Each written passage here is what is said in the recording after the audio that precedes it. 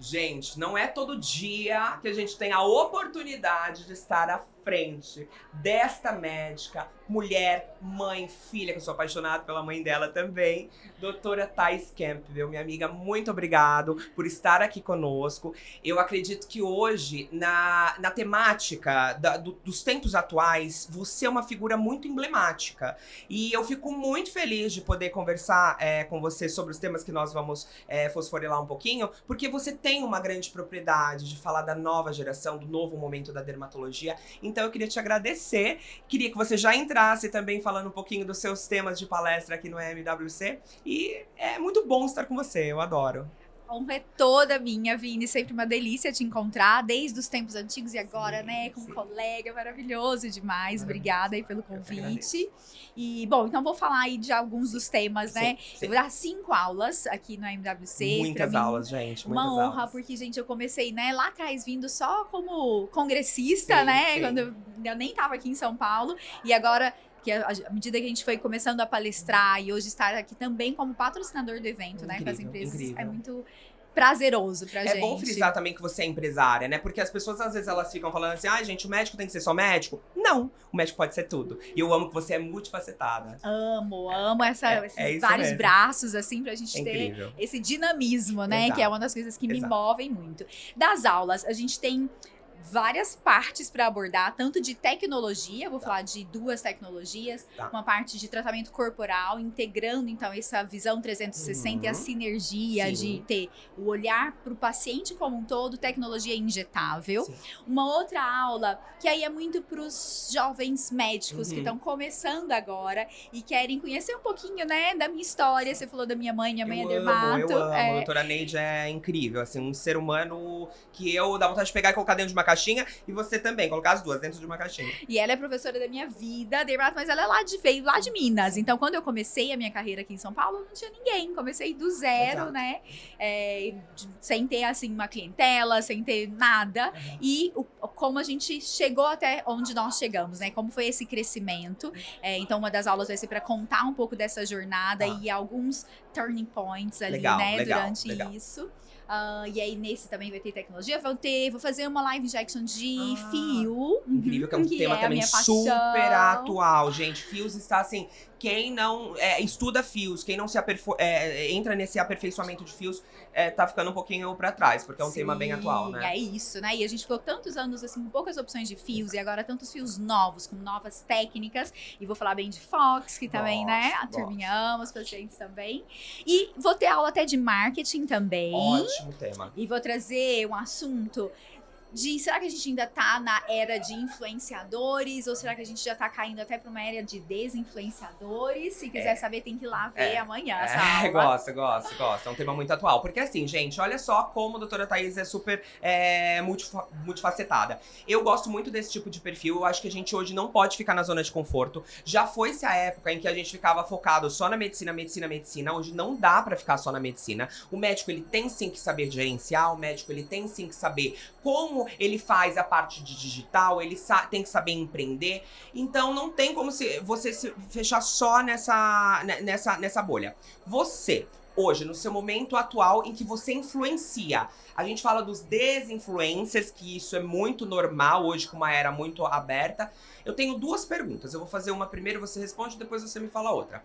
Você, como uma influencer, porque você é influencer, principalmente da nova geração médica, o que você toma de cuidado quando você vai gerar conteúdo? Porque isso é uma coisa que eu acho que todo mundo tinha que pensar um pouco. Quando eu vou gerar conteúdo, quais são suas precauções? Como funciona? Você tem uma organização que eu vejo que você tem, mas como funciona essa organização?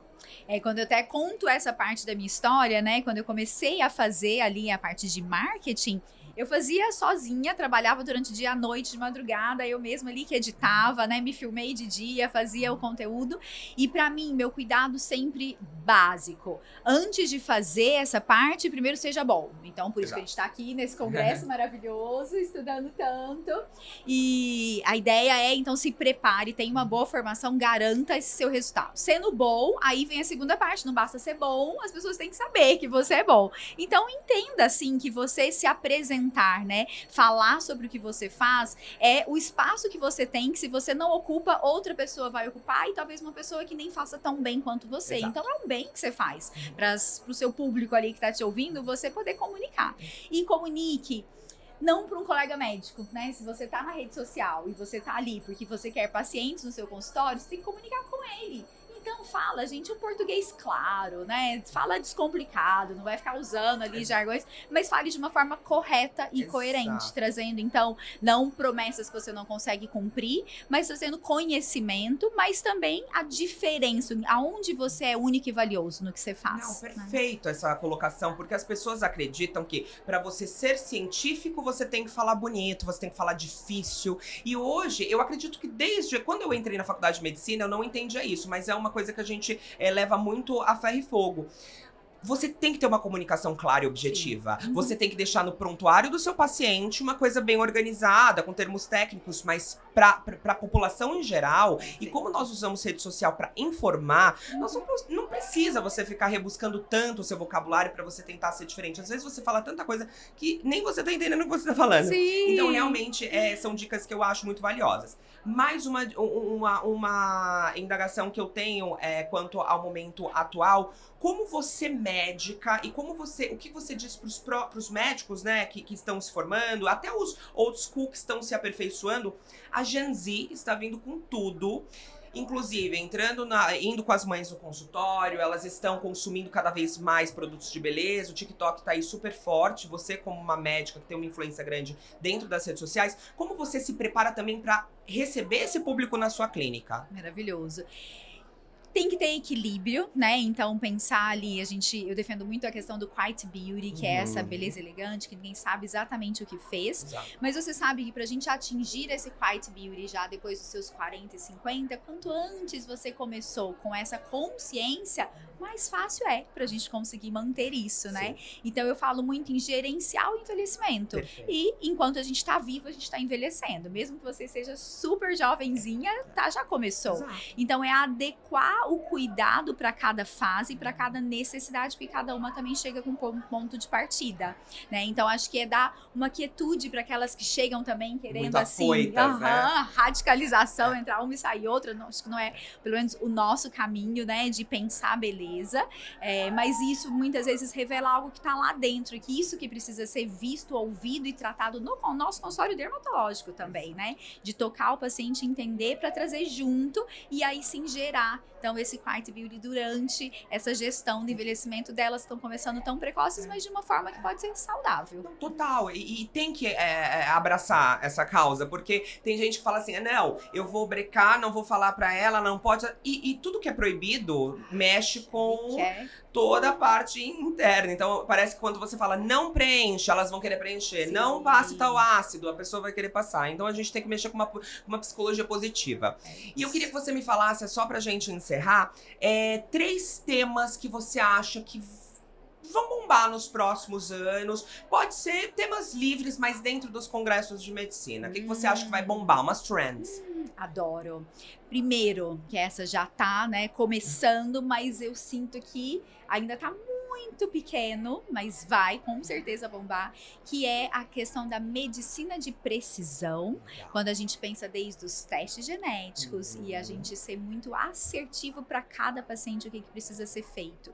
E trabalhando muito aí, agora pensando já nos tratamentos, né, isso já também está crescendo e vai ser cada vez mais dito, né, não só no Brasil, mas no mundo, os pacientes que querem cada vez mais uma medicina sustentável nele, então muito mais de estímulo para retornar o que ele já teve, e aí a gente está pensando em tecnologia e em regenerações, sim, né?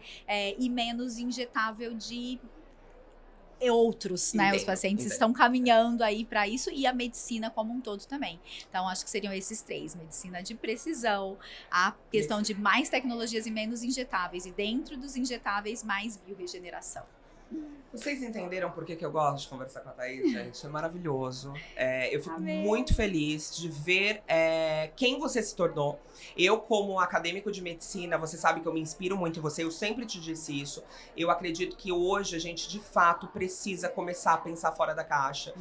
Quem não se atualizar não vai conseguir trazer mais pacientes, não vai conseguir até ter credibilidade dentro do mercado. Então vamos abrir a mente, o coração, com responsabilidade, pra gente conseguir, de fato, alcançar quem mais precisa do médico, que é o paciente. É sobre isso. Tem uma palavra que eu amo, que pra mim me define, e te define também, amigo, que é inquietude positiva. Ai, sou super inquieta. Então, a gente ter aí esse olhar pra nossa história, pra gente estar fazendo ser satisfeito, mas saber que sempre tem como melhorar. E por isso que a gente tá aqui, né? E por isso que a gente tem essa fome e sede de estar em todos os eventos, todas as aulas pra aprender e crescer. De né? todos os segmentos da medicina, né? Sim. Eu acho que o médico hoje ele não pode ficar preso só num lado.